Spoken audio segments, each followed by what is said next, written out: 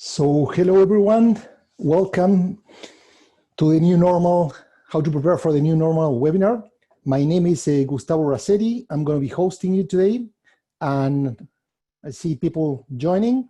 And as you do so, please share. We have a chat box, so use the chat box to let us know where you're joining us from. I'm based in Chicago, the US.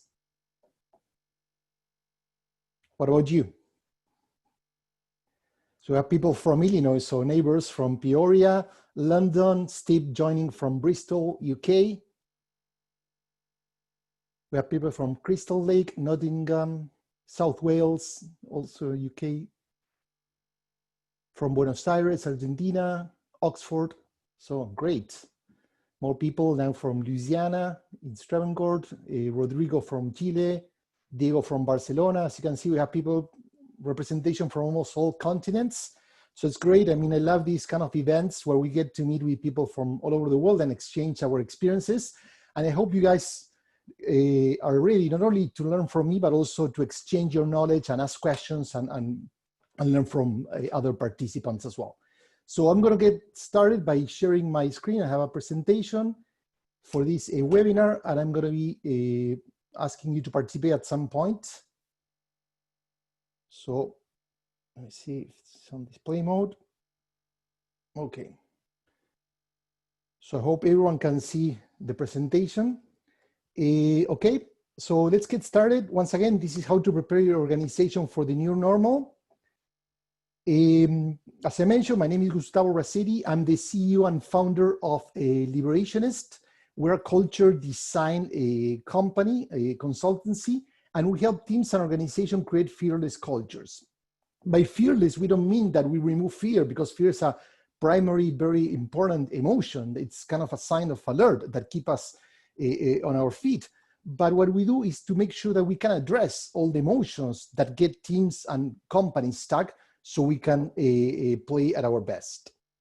What we do and how we help our clients, basically we focus on three areas. We help companies design their culture, sometimes from scratch, sometimes helping them take the existing culture to the next step, to the future. We help address cultural tensions, so the issues that are arising on a daily basis and doesn't allow people or teams to do their best work. So basically we try to understand what's preventing your team from doing their best work, the best work of their lives, and how we can tackle those tensions and make sure that we liberate people's potential. And last but not least, we help teams work smarter by maximizing their potential, by addressing new and adopting new ways of working, not only to work faster, but also collaborate and work smarter as well. So I publish a newsletter every week with articles that I write, but also a collection of articles on different topics related to leadership, culture design, and team building. So if you're interested, you can join a community of over 20,000 people that read the newsletter and subscribe. You also get exercises and different tools. Of course, it's a free newsletter. And those are the three books I published so far. I'm working on a new one, and you're going to hear soon about it.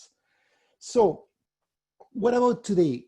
Today's session, basically, I'm going to focus on 4 topics. I want to make sure that first we're going to address what's the new normal. No, that's already in where everyone's trying to figure out how is it going to look like. No, and most importantly, what's the impact that the new normal is having how we work, both on an individual and a team standpoint. What's the kind of response? So I'm going to address from a leadership, culture, and behavioral standpoint how we need to adapt and prepare for that.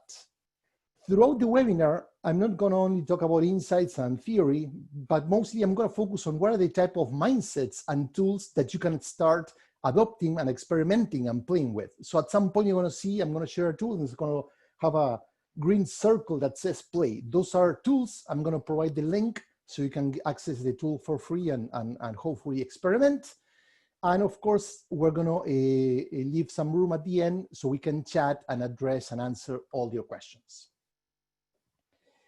We know, and you must have heard this thousands of times, right, that we are living in what's called a flat, fast, and unpredictable world. But this is more evident and more visible and more impactful than ever, right? All the recent events, I mean, starting with the COVID-19 has basically turned the world around. I mean, we're facing with a lot of what we call surprises, contradictions, and tensions, no? A lot of things that we didn't expect it, and boom, all of a sudden they're impacting everyone, not just ourselves. We're feeling with tensions, no? The nature of people had to, in America, for example, like 50%, over 50% of people were forced to work remotely. And in most cases, people were not ready for it. They didn't have the right technology, they have the right process. Most importantly, their culture was not ready for it. So people got stuck and suffered a lot from that standpoint. There's a lot of contradictions. Now people saying, the workplace has changed forever. Welcome to a new normal. People saying, you know what? When we get back to the office, we're going to start operating as we used to. Some people in between. So there's a lot of contradictions in terms of how people see the world and how it's impacting us. So I want to hear from you. Can you share where the contradictions that you're seeing when it comes to the disruption that the workplace and your companies and your teams have suffered? What are the things that surprised you? For example, like the CEO from Unilever said that they discover a lot of agility that they didn't know they have, but because they were forced to adapt and delegate more, boom, surprise, we were more agile than we actually thought. And also tension. So use the chat and share where the contradictions, the surprises and tensions that either you, your team, your clients, or your company have been experiencing in the past few months. Okay? See who goes first. Take your time. So this has been one of the best times in my life. I lost weight. Oh, I agree. I haven't lost weight, I gained weight, but I agree this has been a very interesting and challenging time for us all. Some people starting classes in the fall with little plan. A lot of people exercises, started a new business effort. Okay, great to see that people not only had to suffer going through these challenges, but most importantly, they adapted. If anyone else wants to share. My morning commute has become a walk. That's awesome. Someone saying that they are experiencing cumulative trauma of the pandemic and racial uprising, micromanagement. Yeah, that's happening a lot. I mean, we see a lot of cultures that are becoming more flexible, but also a lot of cultures that are becoming more micromanagers, more over-controlling.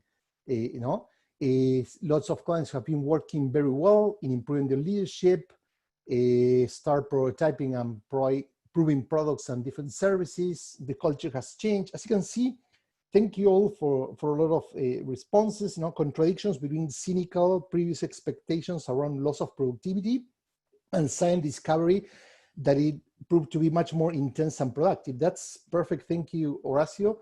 We see a lot of that. Companies say, it's not going to work. They were forced to work remotely, and all of a sudden, boom, people saying that it's actually working, and someone getting in trouble for doing what is her job. I mean, that happens a lot and happened to me many times throughout my career, but that's the price we pay for being who we are.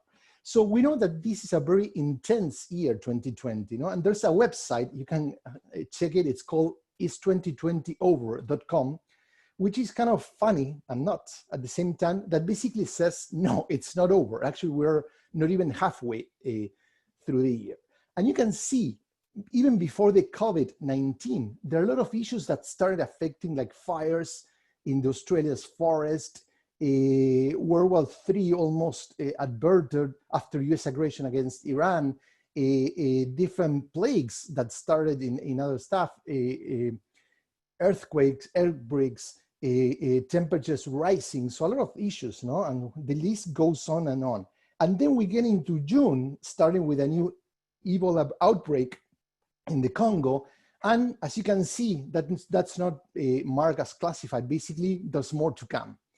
And I think this is interesting. I mean, if you take it as many of you had, like with an adaptive mindset, because we cannot control what happens. And this is the new normal. As I mentioned, this is not a theory saying that change is happening rapidly, but actually it's a reality that we need to face and we cannot control. But we can control how we adapt.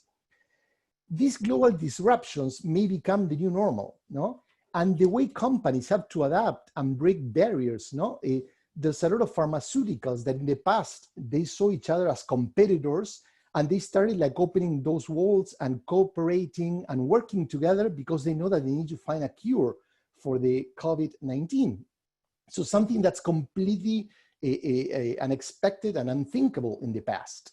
Also, as Horacio was saying, like many companies resisting remote work, then all of a sudden we had to go through that, and boom, then we see it's not that hard, it can actually work, and also there are many learnings that we can bring back to the office if we ever go back to the office.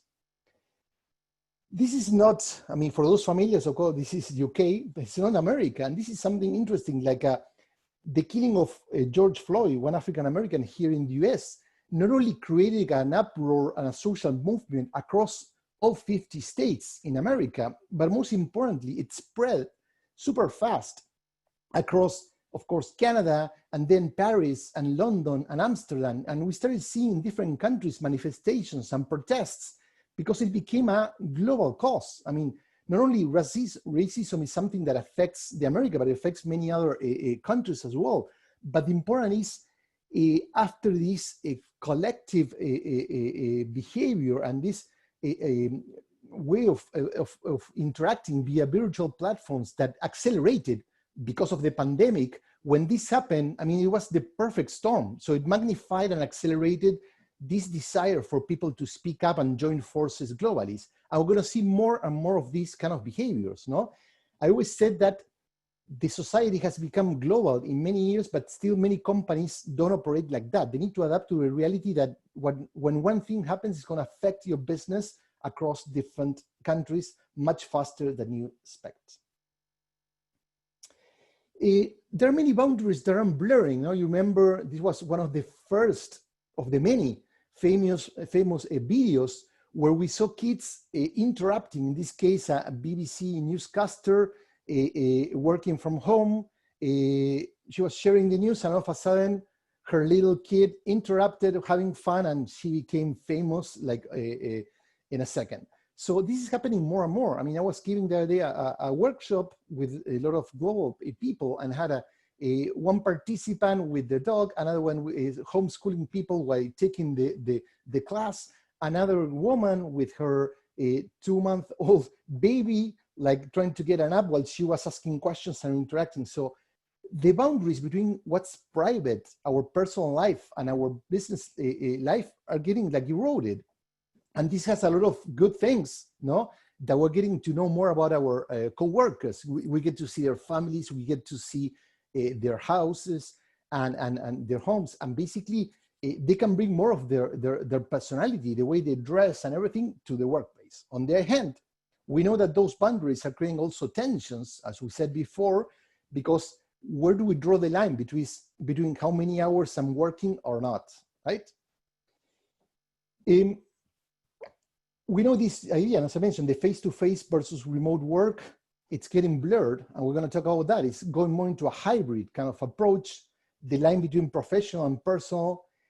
Something that happens a lot. We know that senior executives like to exercise power through space. They have these big offices where they invite their team to join, and that creates a sense that they're in control.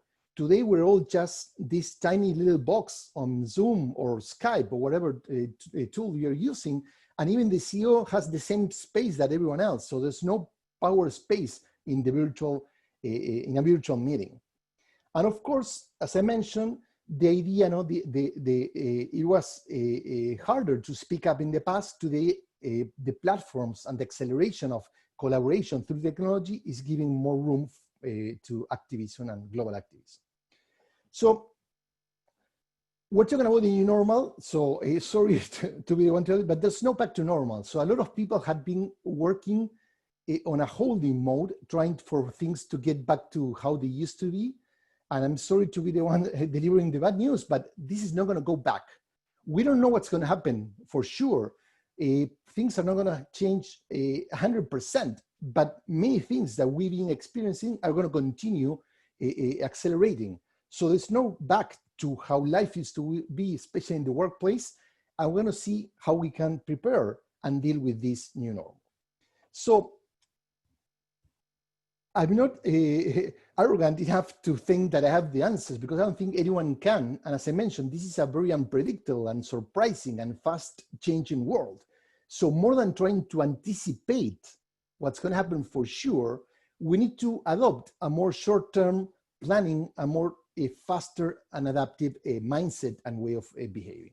So I want to talk about 3 things that we're working with clients that we think is helping them prepare for this changing new normal.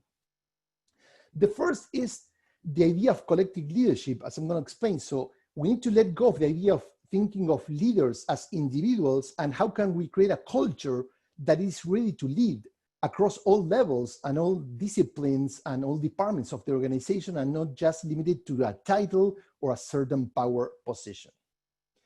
I'm going to talk about the need more than ever to create and build and design an adaptive culture, one that it's more open, no? That leads with questions, that is more into finding mode rather than anticipating, so it can tweak and adapt the behaviors and mindset to what really happens. And last but not least, what type of behaviors, more fluid, we need to install from an individual and team standpoint to make sure that we can make things happen faster as the reality changes and surprises us. So Jonathan McBride, the former head of inclusion and diversity at BlackRock, he also worked in Obama's, the former US president administration. He said that this is a wonderful moment to practice not knowing, because no one knows. And I think this sounds like, obvious, but for someone that works a lot with the senior executives and CEOs in different companies across the world, I can tell you this is very hard for many formal leaders to accept. They're used to have the answers. They're used to be the ones who people go to ask, what shall we do, what needs to happen, and they're the ones to have the last word in many cases. But what happens is, in order to successfully lead in uncertainty and in this changing scenario, we need to adopt this intellectual humility kind of standpoint, knowing that we don't have the answers, and because we don't know, this is a perfect moment, and let's enjoy this particular time to lead in uncertainty. As I mentioned before, leadership is not a title. So, and I know that, yeah, probably most of you agree, but still, in many organizations, there's a direct correlation between the title you hold and the formal power and the authority you have to make decisions. So we need to change and instill that leadership, not being a leader, it's a mindset, no? So this is how, like, you might have seen many times, like birds, in this case, geese are flying like in this V-shaped form, and there's always someone at the front leading, right? Taking and making sure everyone follows and they go from one place, especially when they're migrating from one place to another. When I ask people a question, why do they have someone leading? And from time to time, scientists have observed that the bird that goes at the front of the flock changes, no? That role changes. And of course, many people say, yeah, I know, they change because leading is exhausting, no? Both in reality and metaphorically speaking. It's exhausting because the bird that goes first is basically breaking through all the resistance that air creates and making it easier for the rest of the birds to fly. Yes, that's a reason, and for many years, scientists believe that that was the key factor why birds tend to switch roles and the leader changes from time to time during their flight. But then, after using GPS technology, they discovered something even more interesting, at least for me, which is they do this in order also to give everyone an opportunity to lead the flock. It's like a training, no? Like without training wheels. What this means is, imagine that for whatever reason, the former leader gets killed or gets lost or something happens to it, then the rest of the birds, everyone, it's ready to take that position and lead the flock. So I think this is a great metaphor for How can we prepare everyone to lead by giving them their turn and not just waiting for them to have X amount of years of experience or whatever before we give them their chance? And this is basically the idea of collective leadership that I was referring to.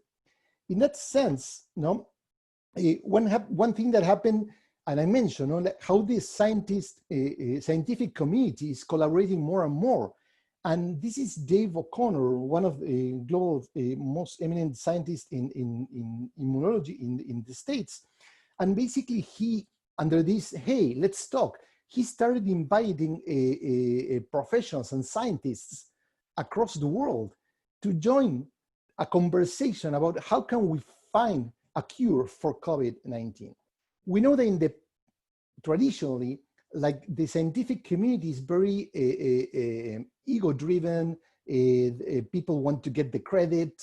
They spend a lot of time doing their own research with their teams so they can publish the research results, a paper, get their credit and their name there before it's actually shared across the broader community. In this case, the scientist community did something that never happened in history before. They started sharing research openly, even Excel spreadsheets with numbers and figures live, so people can access data on real time. But also, instead of waiting to publish, everyone that got into conclusions or findings start putting them on Dropbox and making it easier on Google Docs and making it easier for everyone to access that information. So that's the notion of collective leadership. Rather than try to focus on me getting the credit, making the win, is opening and tearing down the barriers and the walls so everyone can be part and find a solution that's going to be beneficial for the collective good. In that sense, we also need leaders that are more human. And I mean, in the past few years, the conversation about self-awareness and vulnerability and leaders that are more human has become more and more important, and for many reasons. First of all, there's a huge mistake in which we tend to confuse confidence with competence. And those two don't necessarily go together.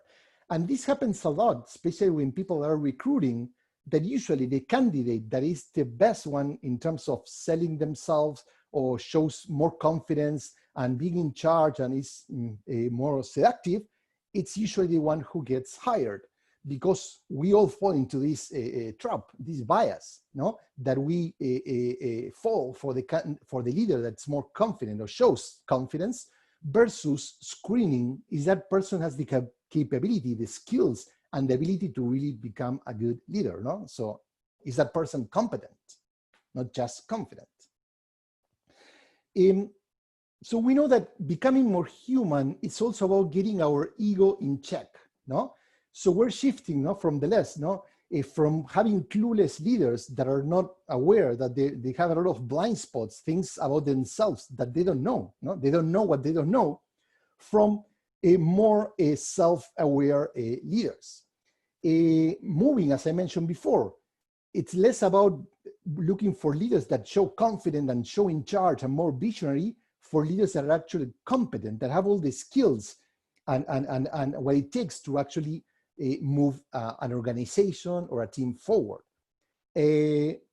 Also, the power of intellectual humility, no? We need people who can lead with questions, who are okay saying, I don't know, no? Versus, I have an answer, I have the solution.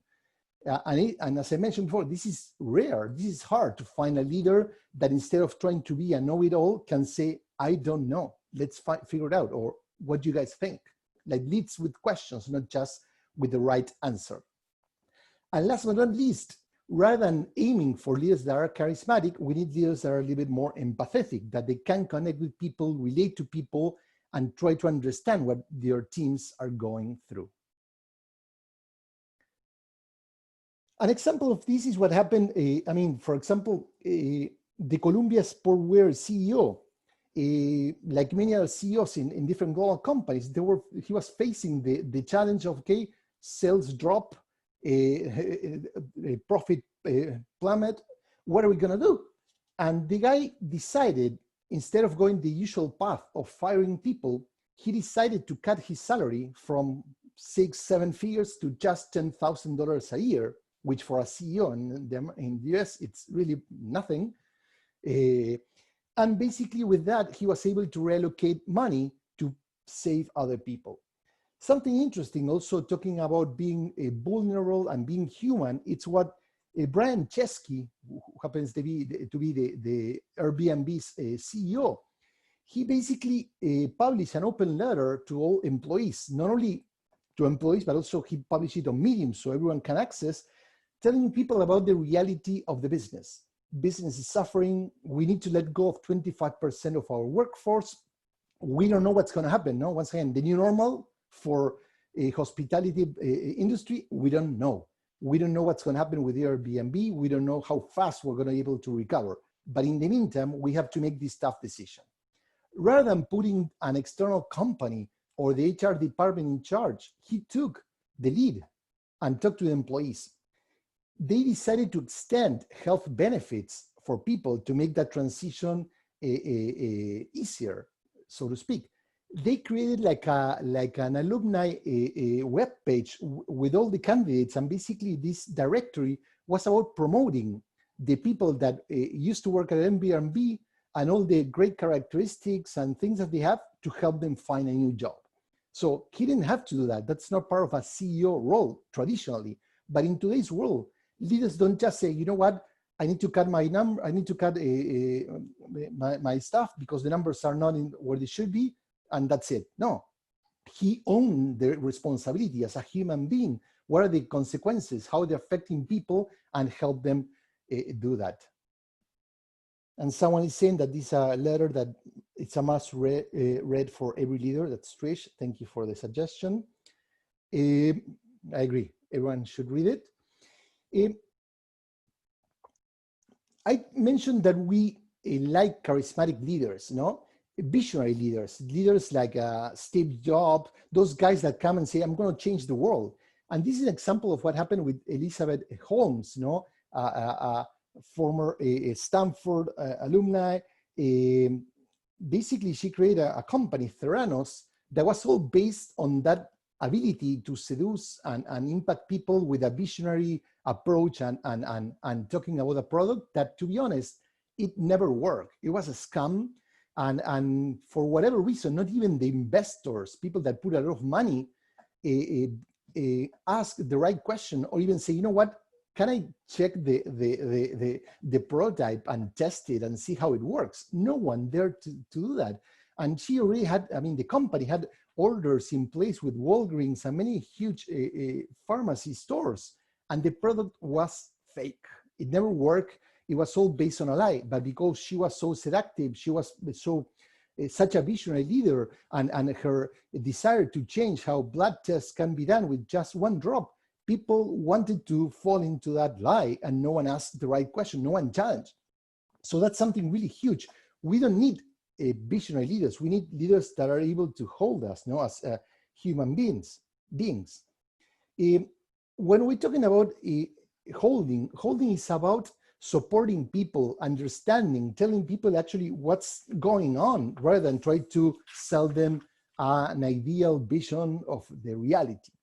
And this is an example of what happened during the Gulf of Mexico oil spill a couple of years ago. That basically, during a study, there were two British petroleum employees, there were two huge behaviors that were uncovered. And basically, the researchers started to understand what was going on, because they identified like two different groups with completely different mindsets and behaviors when it comes to reacting to the oil spill and what they did about it. So on one hand, there were a group that basically were working with leaders that were more visionary. They were more giving people a bit message, and we are BP, and we're gonna get over this, and we're the best, and don't worry, this is gonna, we're gonna go through this, and don't worry. So selling that visionary and positive and over optimistic reality and ego-driven about the company, we're huge, don't worry. Those guys really struggle. They felt defrauded by the team.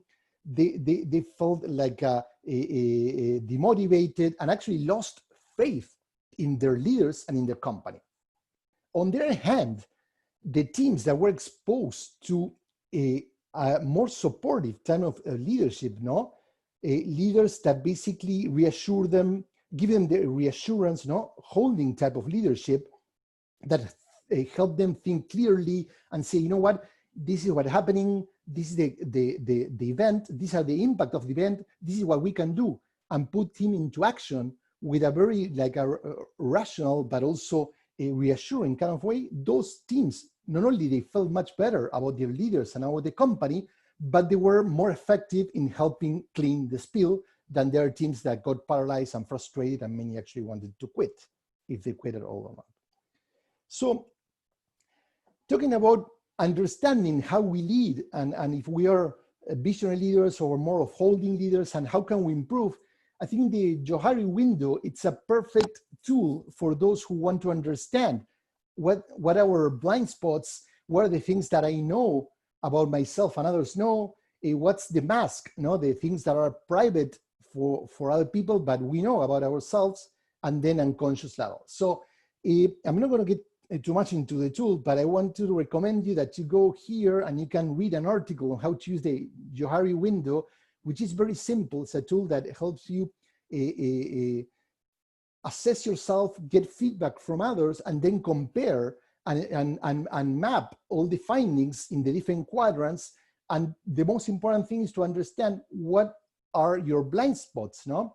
Your the unknown unknowns, the things that people see about yourself but you're not aware, and how can you overcome those, no? So this is one of the first tools I want to share today.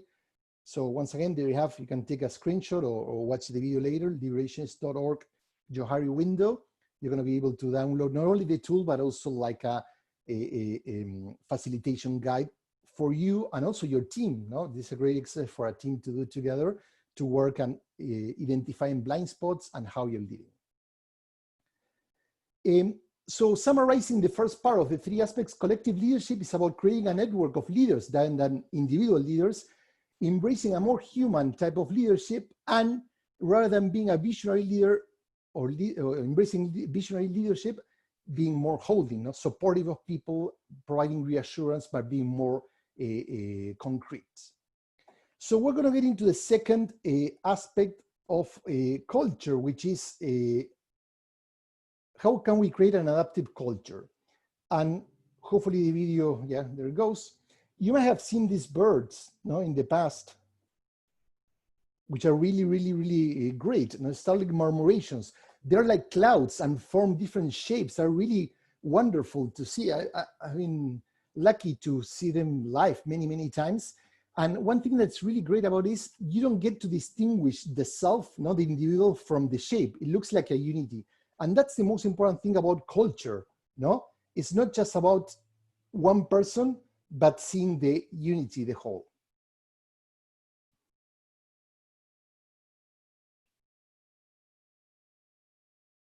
Okay.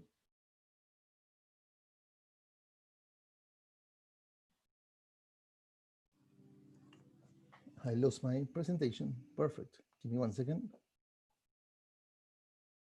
There you go. So going back to it. So talking about culture, we need to understand how our culture is basically helping us move forward or not. So I'm using these questions that I believe they're very powerful based on the experience working with different clients and companies that help understand, you know, what's going on today with our culture. No? So the first question is, what are the things about our culture that will help us succeed in the new normal? And what are the aspects of our culture that's getting us stuck? No? I think that's something that, I don't know if you want to reflect a little bit on your culture today and share with me on the chat. I mean, what things of your current culture think that's going to help you succeed in the new normal? And what elements, what aspects of our culture is somehow harming you and getting you stuck in the old normal?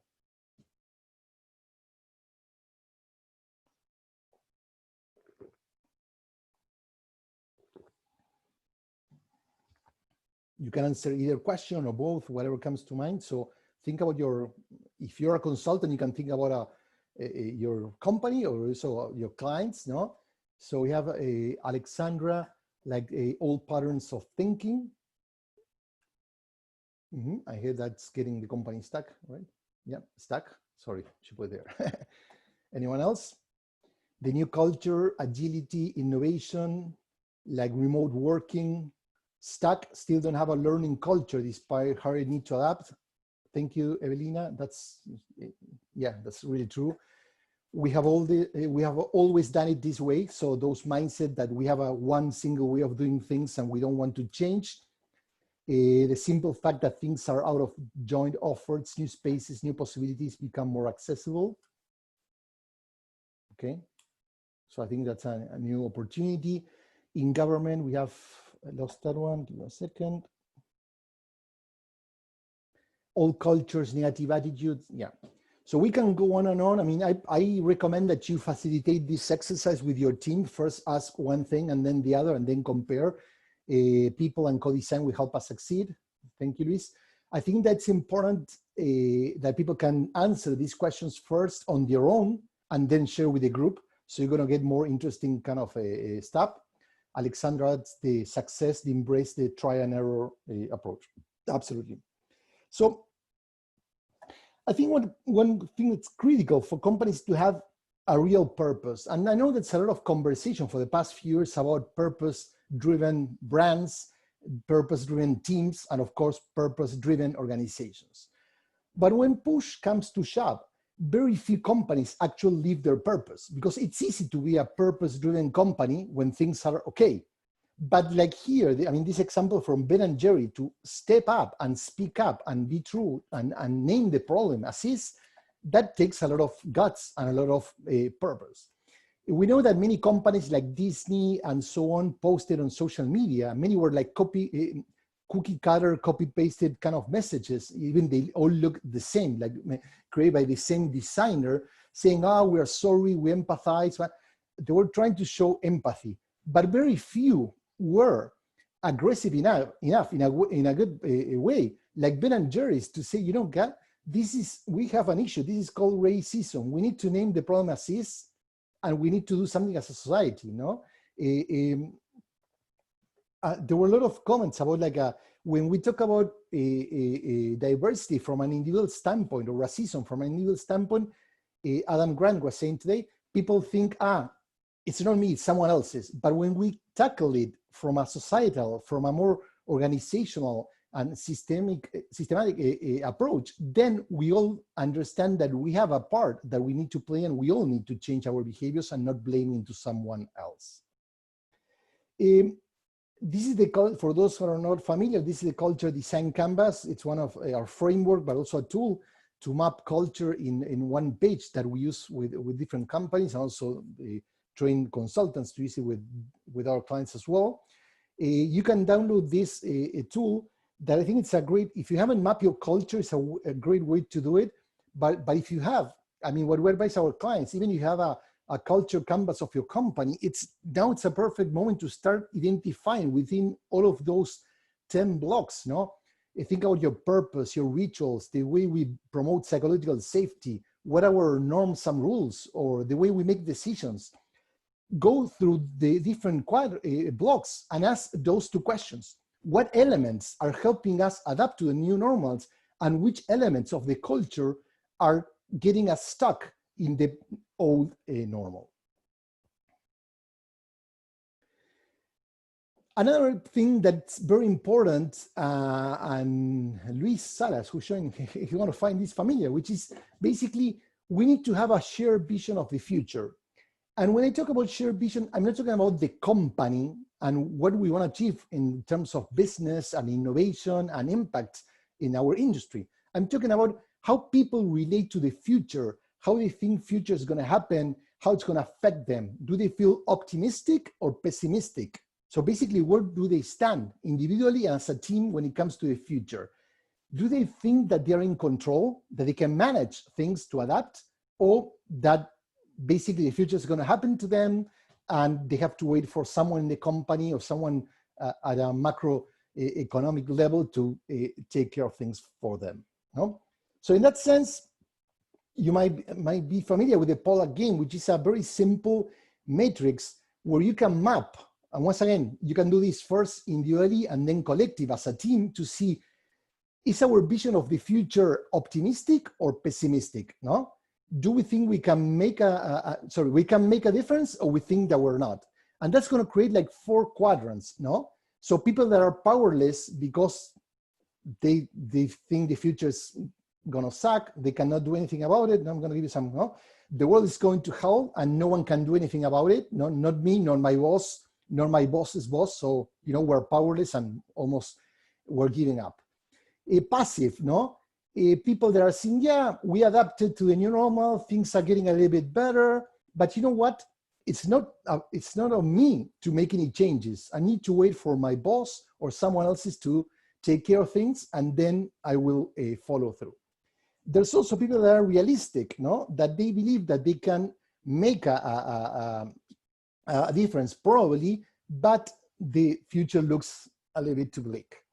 On the other hand, we have this powerful quadrant where people not only sees that the future looks wonderful and positive and exciting, but individually, each of the team members or people from your company, they believe that they have a lot to contribute. They can add a lot to the conversation, so they have a more active role and not just passive, as we see on the upper left quadrant. So once again, this is a great exercise, and here's the link for you to download. Once again, the tool, but also the facilitation guide. I think it's critical for you to map where does your team stand. No, we're talking about dealing with the new normal. Well, how are we seeing that new normal? Are we scared? Are we optimistic? Are we excited about it? And start the conversation from there. In that same sense, how we adapt, we're talking about having an adaptive culture. And there are different ways to adapt, no?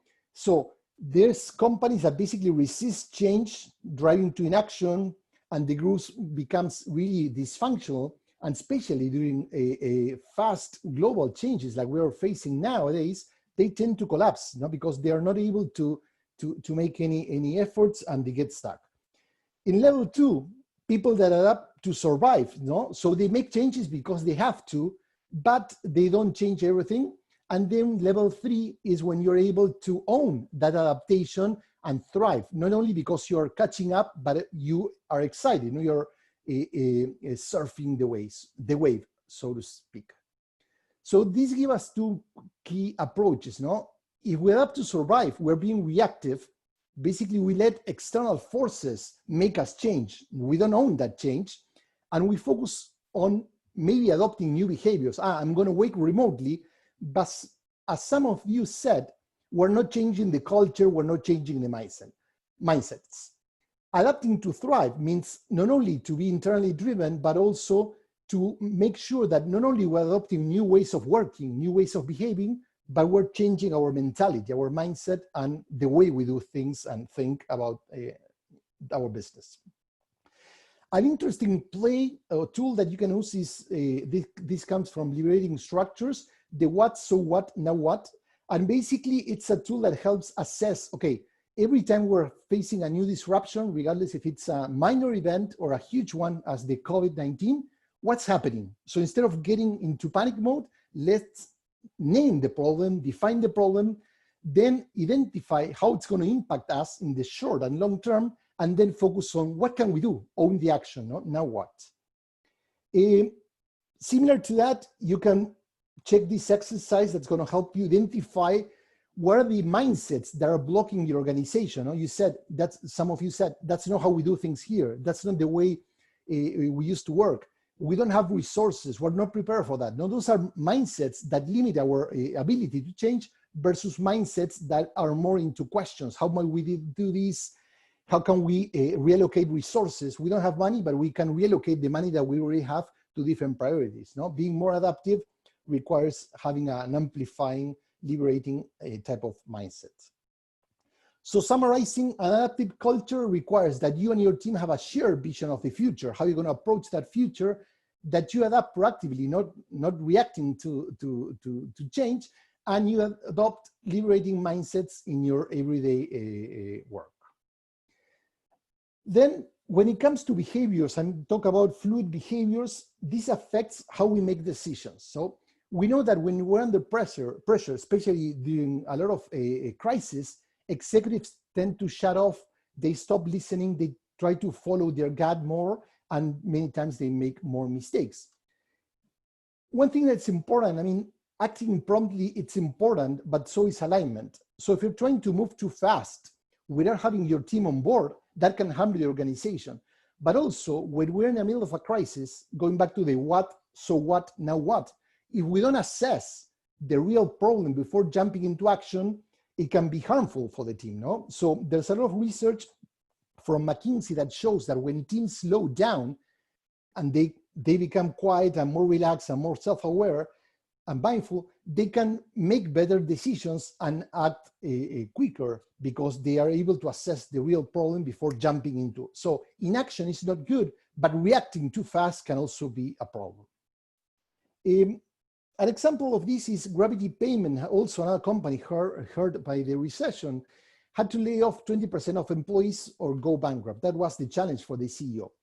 At some point, he was stuck and he decided to open up the conversation and invited all the employees and say, guys, this is what we're facing. What are we going to do? I want to hear ideas. And by sharing decision-making, the group came up with a very interesting idea that wasn't just, okay, we're going to introduce a salary cut. But as most companies do that, say, oh, let's cut 20% of the salaries, they decided for a more flexible approach. If someone has a newborn, they need to, I mean, they're going through a lot of expenses, taking care of the baby, maybe that person cannot earn less money. But maybe someone who lives with their parents or or is doing well, you say, you know what, for a couple of months, I can afford maybe a salary cut of 50% or 60%, and I'm going to be okay. So by talking and getting everyone together, they were able to find not only that salary cut was better than going bankrupt, but instead of laying off 20% or reducing salaries by 20% across the board, they did it more flexible to suit everyone's needs and challenges. No? I mentioned this before, like the Alan Job, the CEO from Unilever, another company that basically they started letting go of decision-making, giving people more power because they weren't able to have those many conversations like when you're face-to-face. And they discovered a lot of responsiveness and agility that they never knew. And as he said, it took a crisis for us to do that. No? Another thing that's important when it comes to flexible behaviors is giving people choices. When Twitter announced that employees can work from home forever, most of the noise and social conversation was, Twitter is going to work from home forever. But people didn't get that the choice. What the CEO said basically is people can choose. People can decide if they want to work from home or not. And that's very powerful because there's a lot of people that are trying, there's a 38% of people that want to get back to their office, and there's a 50-something that wants to continue working from home, and the rest wants to have a hybrid model. So giving choices is critical more than ever, no? And that also applies to how we structure the organization, no? And one of the things that get in the way of becoming more agile and distributing work, especially in a more adaptive fashion, is the titles, no? Titles and rigid job descriptions get in the way because this is not me, or we need to hire an expert, no? They fail to bring out the best in people. So I think that it's time that we retire the Steve Jobs model, no? the title structure. To do that, the solution is like Cisco, Unilever, and Zappos are doing is create an internal job marketplace, no? Like have everyone listing all the skills, expertise, and talents, the ones that go beyond their current job description, and then you can tap into other skills that people have that probably you don't know, and create this internal marketplace that build teams around projects, tapping into different skills and expertise that people can bring to the table. That, as these companies show, not only they're making a lot of money and saving a lot of costs by tapping into that. No, Unilever gained 60,000 additional hours, no, because people like starting working differently in this internal job marketplace, but also employees are more excited because they can bring their full potential, not just limit their ability to one job in particular. So this is a tool We have also, if you go to Liberationist Retired Titles, you can use this canvas with the description how to use it to help you start experimenting. How can you move from roles and titles, from titles to roles, and start defining like what are the skills and values that people bring to the table, not just limiting their contributions to their existing positions. So summarizing, when we talk about fluid behaviors, we need more participatory decision-making involving people in the staff, providing choices, stop thinking in A or B, but give people, it could be A, it could be B, it could be a hybrid model that combines both, and also creating this internal marketplace with flexible roles. So summarizing, in order to prepare for the new normal, we need a leadership style that's less about knowing and more about learning. We need a culture that stops resisting change but can be more adaptive, and we have behaviors that focus less on the planning and more on the experimenting, the trial and error kind of approach. And before we jump into the Q&A, I want to share with you a couple of trainings that we're offering. The one is build a fearless culture for those who want to go deeper into the aspects I shared before and practice and use some of the tools too. There is a series of 8 independent workshops, 2.5 hours each. They focus on different elements: purpose, rituals, meetings, decision-making, psychological safety, feedback, and so on. And if you're interested, you can go to liberationist.org, fearless culture. You can sign up for one of the workshops too, or the whole series.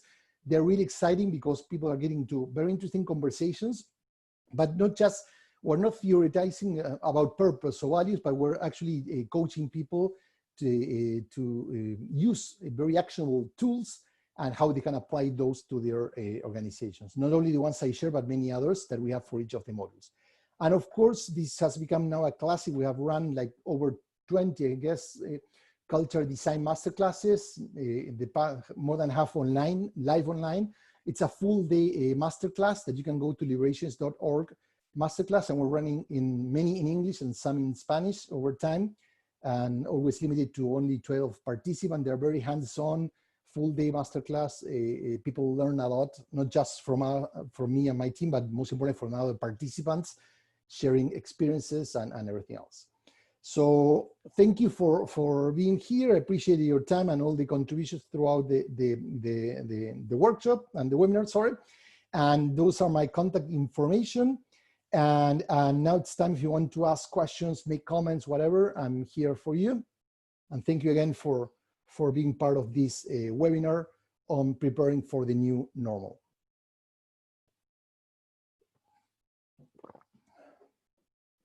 So if everyone has a questions for me or comments, well, thanks so much. Great information from JC Negri.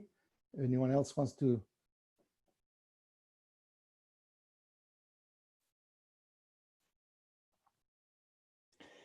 Steve asking about if we're experiencing original company culture dividing into 2 subcultures, the internal in the office and the external, and how confident this is. I think that's the way it used to work in the past, when companies have some people that work remotely and some people that work at the office. We're seeing a lot of that, but I think it's important to design this hybrid experience. So for example, if you are defining or designing a meeting, instead of creating a meeting for those who are in the office and then the rest join, design how is the experience for a hybrid meeting is going to look like, so everyone feels included and participant.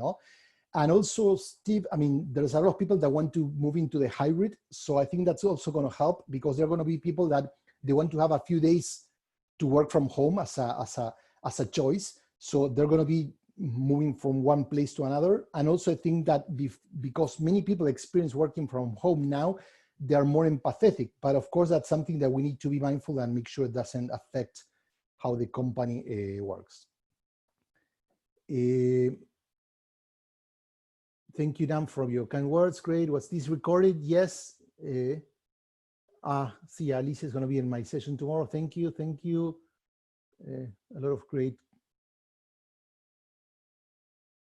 flow. Some saying culture is key, assuming that it's working. Agree with the need for flexibility, agility. That still requires some systems and tool. Any you recommend? Well, we can work on that on the class. Look forward to more engagements. Thank you, a lot of thank you. I'm gonna blush. Evelina saying it's inspiring so far ahead of where most organizations are. Well, I think that our role is to help organizations get there. I mean, I wouldn't have a job if everyone was going to be there. That was a bad joke. But what I think is that we can work on that. And I think that we need to stop seeing that we're far behind.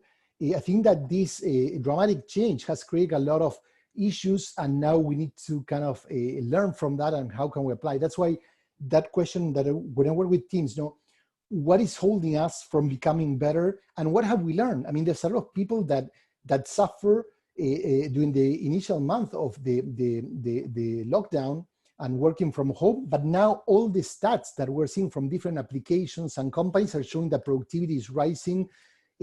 There are more meetings and more people attending meetings, but many meetings have gone shorter, which is a good sign that people are getting more productive, no?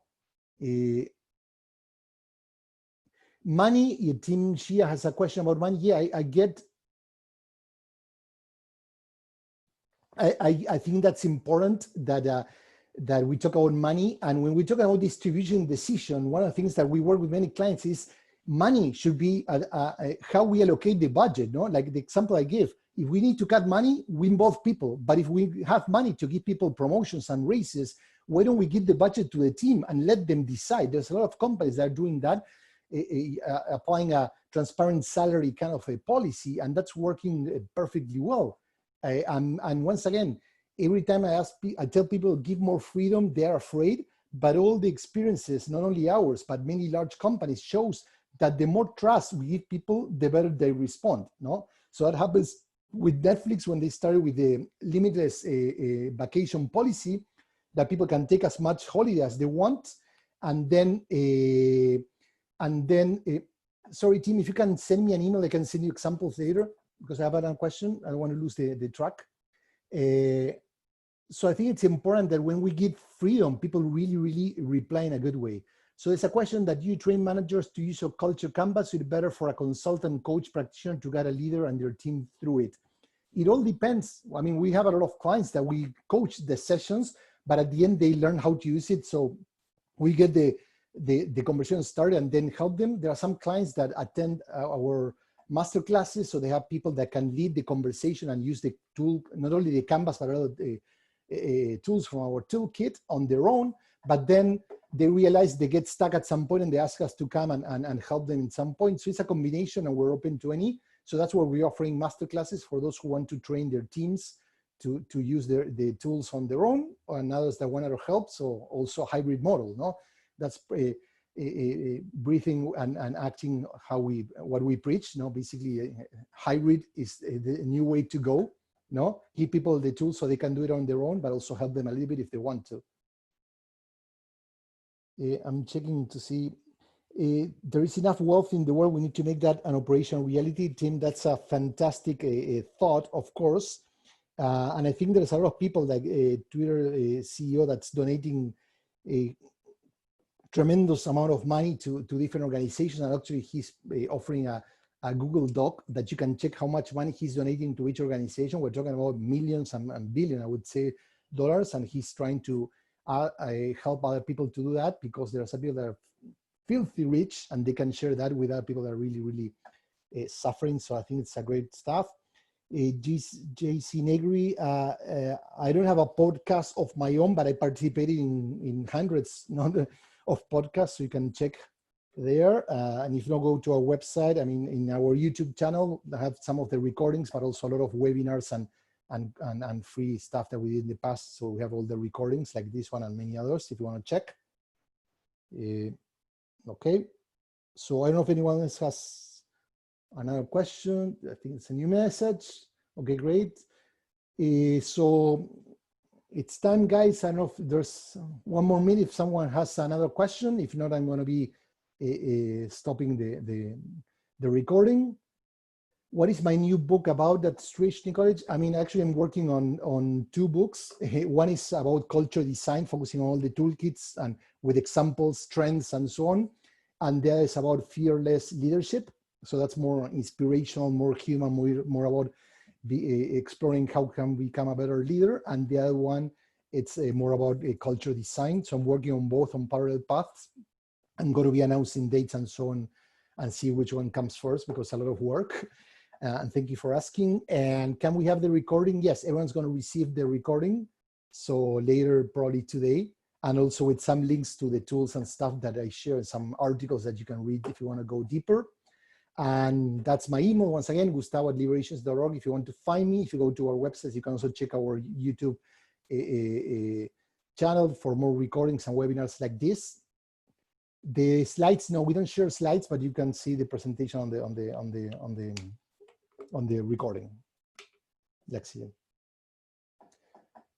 So thank you guys. Once again, it was a pleasure to hosting you, and really enjoy all the conversation and having a lot of people familiar and some new faces or names, because I cannot see you today. Wonderful. And I hope we can all continue pushing our teams, our organizations, and our leaders to build a more powerful and robust cultures that can take this new normal as an exciting opportunity rather than flying or fight for it. So take care. Bye-bye.